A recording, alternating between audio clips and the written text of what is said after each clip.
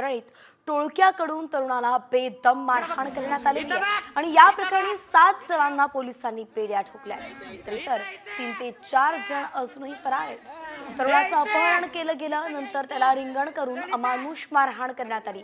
लाठ्या, काठ्या, बेल्टनं त्याला मारहाण केली गेली। मारहाण करणाऱ्यांमध्ये समाधान मुंडे, रोहित मुंडे आणि आदित्य गित्तेचा समावेश आहे।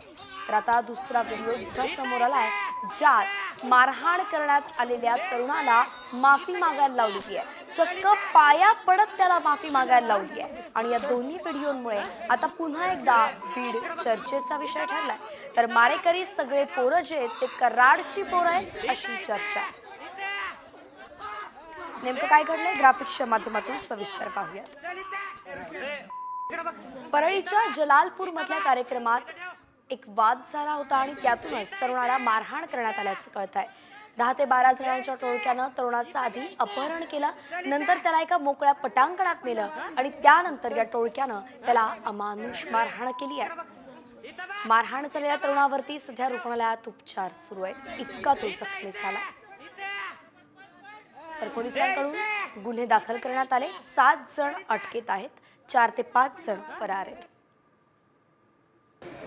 मित्राला आहे ना तिकडून परळीमधून शहानगरला सोडलं। रिलायन्स पैसे आहे ना त्याला माहीत होतं की मी येणार आहे म्हणून तिकडूनच।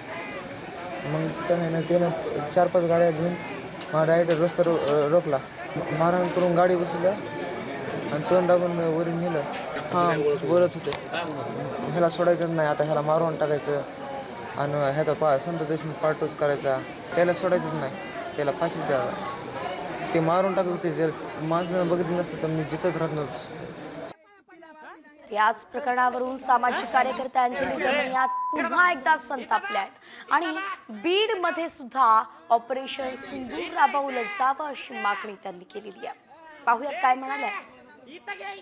बीडचं परळी म्हणजे एक दहशतीचा आता अड्डा झालेला आहे आणि खरंच ह्याला अतिशय गंभीरतेने घ्यायला हवं, कारण कालची जी मारहाण झाली त्यातली जी सगळी मुलं होती ती अतिशय छोटी होती, 18 वर्षाच्या आसपासची होती आणि या सगळ्या मुलांची ती मारहाण बघून आणि त्यात एक आणि जो व्हिडिओ आला होता त्याच्यात त्या ज्याला मारलं त्याला ज्या पद्धतीने त्यांनी पाया पडायला लावलं होतं, तर असं वाटतंय की बहुतेक एक रिव्हेंज केस होती आणि कुठेतरी हे सगळं आता भलत्या दिशेने जात आहे आणि जसं आपण ऑपरेशन सिंदूर तिथे सीमेवर केलं होतं तसंच आता इथेही महाराष्ट्रात बीडमध्ये करण्याची गरज आहे असं मला वाटतं।